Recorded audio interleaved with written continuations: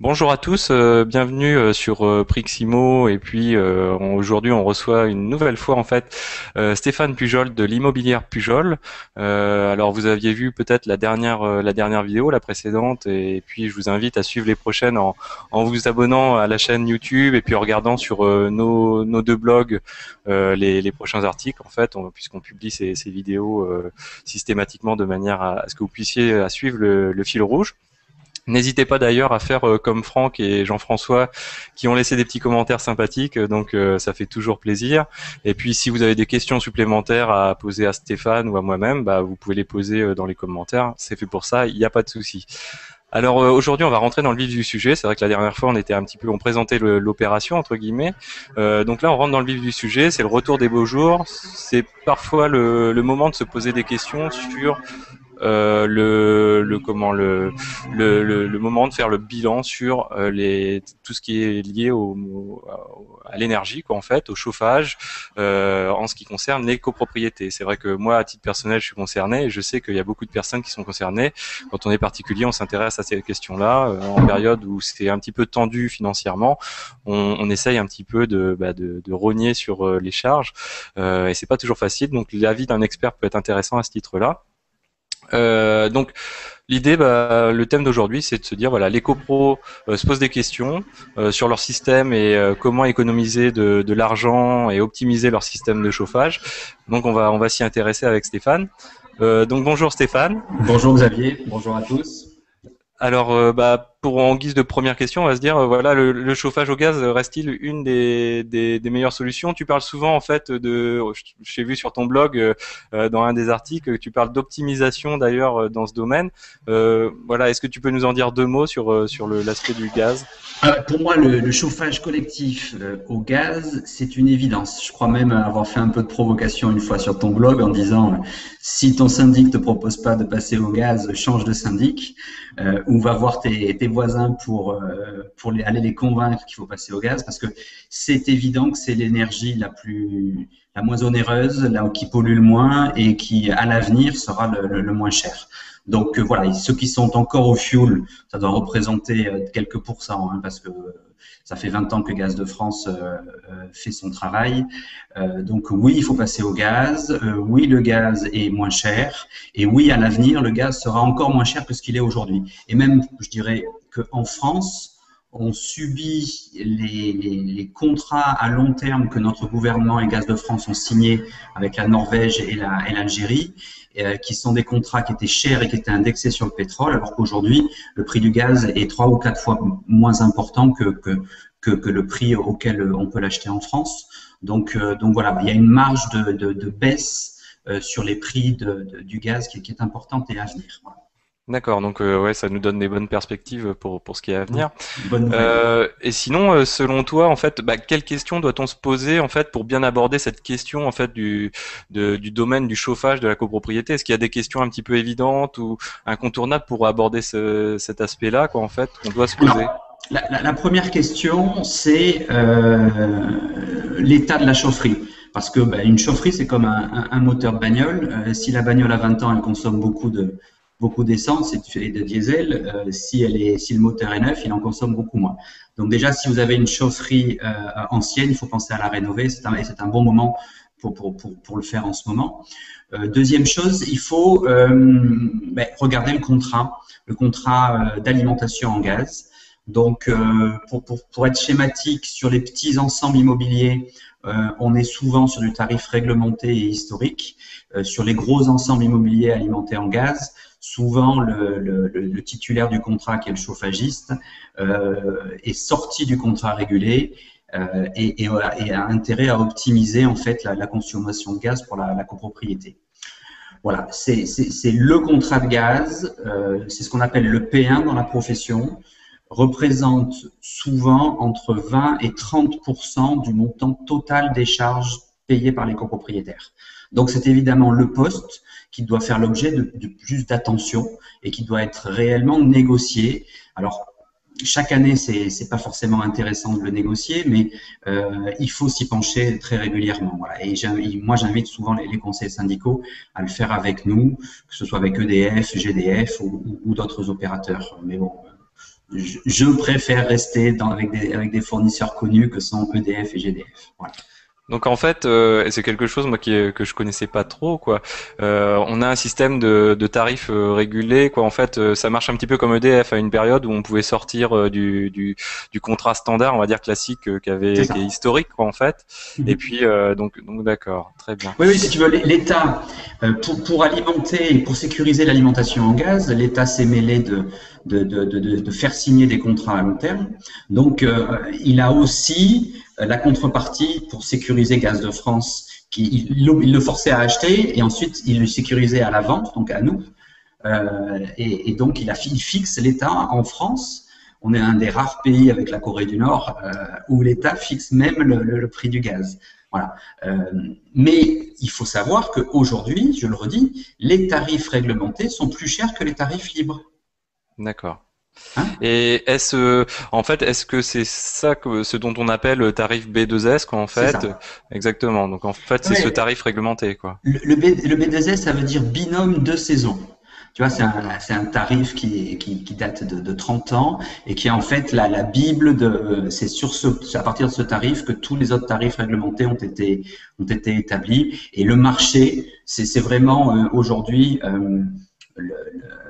l'étalon zéro. Hein, c'est-à-dire que quand je te dis que les tarifs libres sont moins chers que les tarifs réglementés, c'est que en fait l'État essaie également d'organiser une petite concurrence sur ce marché-là et donc favorise les entrants et en favorisant les entrants, il fait en sorte qu'ils puissent vendre leurs tarifs moins cher que le tarif réglementé. Voilà. D'accord. Donc bien connaître son contrat, c'est quelque chose d'extrêmement important quand on veut s'attarder effectivement, et il faut s'attarder sur cette question d'énergie quand on est chauffé au gaz ou au fuel ou autre. Hein. De toute façon, le poste est généralement un gros poste de défense pour les copropriétés. Et sinon, alors on entend parler de la TICGN quoi, en fait. Donc qu'est-ce que c'est en fait et est-ce qu'on doit la payer? Est-ce qu'une copro la paye en fait dans sa facture quoi? Alors, les copros sont exonérés, mais encore faut-il qu'elles fassent la démarche pour rappeler aux fournisseurs qu'elle est exonérée. Parce que la TICGN, c'est la taxe intérieure sur la consommation de gaz naturel. Donc c'est le pendant de la TIPP, c'est ça quoi en C'est le fait, pendant de un la petit peu quoi. TIPP, c'est Pour le pétrole exactement. quoi, voilà. Exactement. Et en fait, elle a été étendue, je crois que c'était en 2006 ou 2007, à toutes les consommations de gaz, mais il y a eu des exceptions, dont les copropriétés font partie. Mais il faut le demander. Donc, en fait, nous, syndic, on a eu à demander à bénéficier de cette exonération. Parfois, c'est un peu difficile de l'obtenir, donc c'est un point aussi qu'il faut vérifier. C'est important parce que ça représente quelques centaines d'euros qui sont mieux dans la poche des copropriétaires que collectés bêtement. Voilà.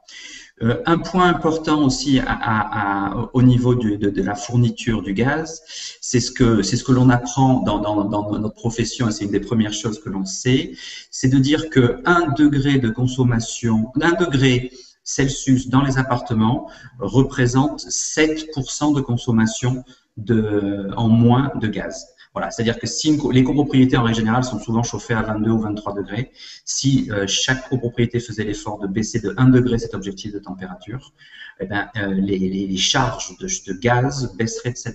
Voilà. Parce que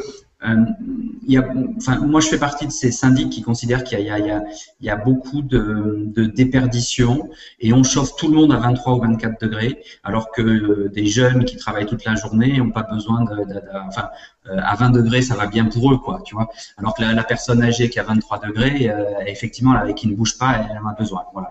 Donc, moi, je fais partie de ces gens qui considèrent que le chauffage collectif, c'est un chauffage de base et il faudrait essayer de baisser les objectifs de température par rapport à ce qu'ils ne sont aujourd'hui. Voilà. D'accord. Donc se rapprocher plutôt à une consommation personnelle pour un appoint quoi en fait, et puis Exactement. avoir une consommation de base en fait qui est payée par la copropriété, ce qui semble effectivement assez intéressant parce que le chauffage c'est un peu au goût de chacun. On est plus ou moins sensible aussi à la fraîcheur ou pas.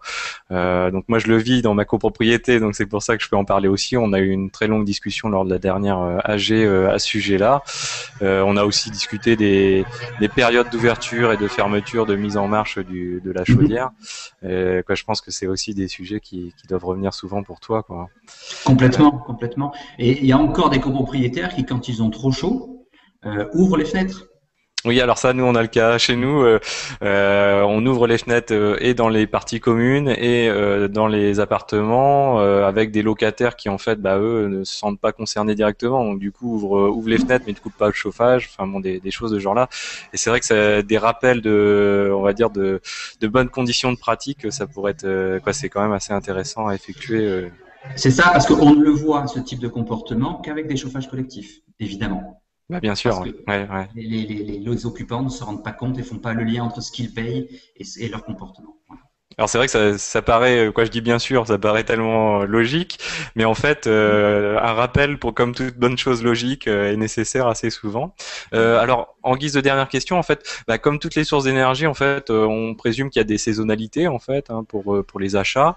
Selon toi, pour le gaz, quelles sont les meilleures saisons ou quelle est la meilleure période, les meilleurs mois? Alors, là, c'est historique également. On nous a toujours appris que pour négocier bien son contrat de chauffage, il fallait le négocier avant l'été. Parce que les acheteurs achètent en ce moment le gaz, que le gaz après est transporté ou par oléoduc ou par méthanier. Donc voilà, donc on a toujours considéré que mai, juin étaient les bons mois pour négocier. Te dire si c'est la réalité, j'en sais rien. Le marché du gaz, pour moi, si tu veux, il est décorrélé de la saisonnalité parce que j'imagine pas que le gaz extrait en Algérie, il ait un prix différent en mars qu'en juin, quoi, tu vois. Mais bon, Mhm. c'est sûr que la rigueur d'un hiver doit avoir un impact sur le marché. Donc voilà, on peut essayer on peut peut-être penser que en mai et juin c'est mieux. Voilà. Mhm. Pas convaincu quand même, hein. D'accord. Bah, écoute, c'était la dernière question. Donc merci pour ta participation. En tout cas, on va poursuivre ces questions-là de charges de copropriété puisque c'est un sujet qui concerne beaucoup de monde en fait, où on n'entend pas forcément beaucoup parler sur le net. Et puis on profite en plus de ton expérience qui est quand même assez intéressante dans ce domaine-là depuis plusieurs années. Donc je vous invite aussi à aller consulter le blog de Stéphane. Donc je vais mettre le lien et dans les articles et au niveau de la vidéo. Donc vous allez pouvoir aller visiter le blog et le site de Stéphane. Le blog, je vous le recommande assez puisqu'en fait c'est un agent immobilier qui se livre sur ses états d'âme en fait. Alors et par rapport au marché et par rapport à sa ville, etc. Donc c'est assez intéressant en fait. Et ça, je pense que c'est un travail qui devrait être fait plus souvent au niveau de la profession immobilière pour justement bah, montrer que voilà que les agents immobiliers c'est pas juste des personnes qui sont en train de fumer une cigarette devant l'aventure. Je suis assez imagé, mais c'est ce que je vois tous les jours en fait quand je reviens chez moi. C'est loin de ça. Il y a derrière, il y a forcément un gros travail.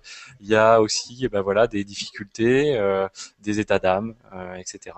Est-ce que tu as quelque chose à ajouter, Stéphane, peut-être avant de... Non, non, écoute, moi je suis ravi de partager avec toi et les personnes qui nous regardent cette discussion, parce qu'effectivement, je pense que tout le monde a y gagné dans ces échanges, que ce soit mes clients ou même ceux, puisque je suis à Marseille, ou même ceux qui sont dans le Nord, ils ont certainement aussi des choses à nous apprendre. Voilà.